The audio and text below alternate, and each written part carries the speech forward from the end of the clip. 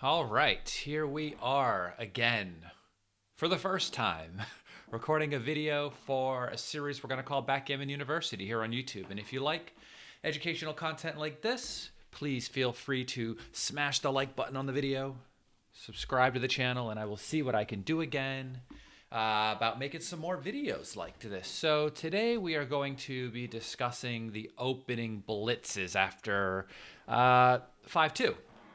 You know, many, many moons ago, back before the bots, there were a lot of really, really strong players that were afraid to split with an opening 5-2 because they were afraid of the double 5 blitz. I think more so because they were afraid that, you know, after being blitzed, they were going to have to pass with every roll that followed, which just isn't true, right? There are some sequences where you will have to pass. There are some sequences where you'll enter with one checker and it will still be a no double. There'll be instances where you enter with one checker and it will be a double and a take. And there will be instances where you enter with both checkers and of course there will be no double at all. So let's take a look at some of the variations after 5-2 split, double 5 blitz, and now there are 2 on the roof. One of the things I like to see is just entering with a single checker. We will go to our doubling decisions here now. We will have black enter with one checker low, and then I'll ask the question. So you've entered with 1. What should we do with the full cube action? White on roll, should they double? If they do choose to double, is it a take or is it a pass? And any experienced player knows these reference positions. I was just teaching a lesson and I had to go through these and I just thought there's no reason why everyone online shouldn't know these now. So I'll just post these, and for anyone that hasn't seen them before, they will know them. Any player that has studied backgammon at all should know these. And if you don't, well, Merry Christmas. So what we'd like to say is that anyone that enters low on the 2 point should generally know that this is a no double position, unless of course you think your opponent's going to pass. But it's technically a no double, and when we press on the plus sign, we'll see that it is a no double and a very easy take. Different from entering on the 4 point, I believe the computer will say that this is also a no double, but very, very small. But rolled out effectively, it is a double, but still a very easy take. Double, no double, they say it's virtually even at plus plus, but rolled out, it's a double and a take. And enter on the 5 point, it actually becomes much stronger for the blitzing team. It becomes a double and a take. You can read this over here on the left-hand side. So why is entering on the 2 a no double?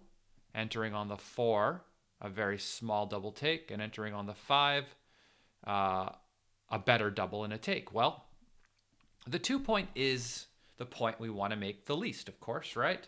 The 4 and the 5 is much stronger, and if we make the 2 point with a lucky 6-4, then of course they get to enter high, potentially, you know, if they roll well enough, and we don't have any material left in the zone to continue the blitz. If we contrast that with entering on the 4, it actually makes it much easier to attack. And when we do attack successfully, we've made stronger home board points. And it's easier to attack from here because we also have checkers from the midpoint that will continue the attack with 9s, right? 9s much easier to roll than 11s.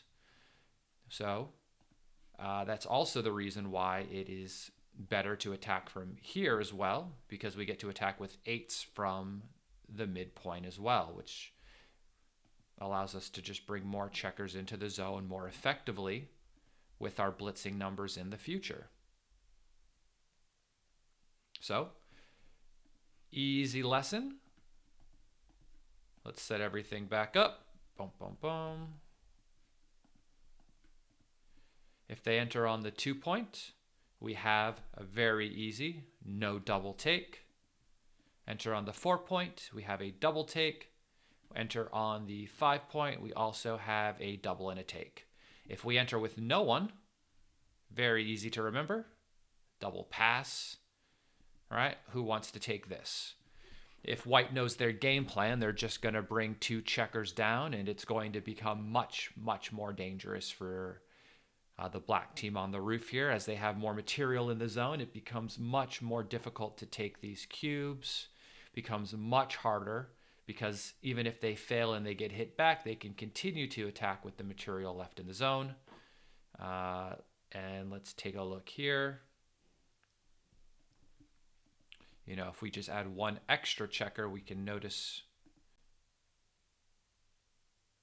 that the blitzing potential becomes much stronger, even though there isn't a diversified number here, right? We've just added an extra checker to the 8 point, and it turned into a monster double and a much smaller take. It's a 920 position now, we can see at the double take, but with only 8 checkers in the zone, we have a 616 sort of position. So just that 1 extra checker added about 300 millipoints worth of equity. And if we diversify the number, it obviously becomes better for the attacking team, and it becomes a pass now at this early stage in the game, right? So, simple reference position to understand. With 8 men in the zone, 1, 2, 3, 4, 5, 6, 7, 8. After an opening 5-2 split, double 5 blitz, enter on the 2 point, no double take.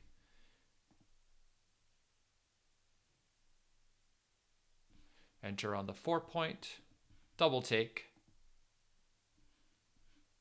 Despite what it says, it's been rolled out a million times. And enter on the 5 point, double take. There are sequences where we will have to pass with only 1 on the roof. And this is after 6 splits followed by double 5s blitz. Let's take a look really quickly. Let's say we opened up with a 6-2 split followed by a double 5s blitz, and you fan with both checkers, right? Or sorry, just the single checker with either like a 1-6, a 3-1, a 3-6, double 6, double 3, double 1. If we were unfortunate enough to roll one of these, this becomes a very, very small double pass. So small, in fact, there are some pros that say, hey, if I don't get closed out, it will lead to a complicated game for the white team if I get to anchor. And so sometimes some pros will take these. I never take these, especially against amateurs. I have the opposite feeling, where I would rather lose 1 point against them than 4. And I can fight back from a 1 point loss much easier than I can from a 4 point loss. And sometimes these lead to sort of dummy positions where you just never get to roll again. Everything hits, everything makes a point. And if they are somewhat adept, it can just turn really bad really quickly, right? They fan completely. 6s, 1s hit a second checker. All of a sudden, they've brought many more guys down into the zone, and we can see from the previous position, when they have more men in the zone, it just becomes super deadly. So I just pass. Same with the 6-3 split. It gets bigger, right? Because it becomes easier to attack from the 24 point. And the 6-4 split, around the same. But still, 43 millipoints. Error to take these sorts of positions. They're all just passes. So these here are our basic reference positions for a double 5 blitz. I hope you have enjoyed this brief lesson.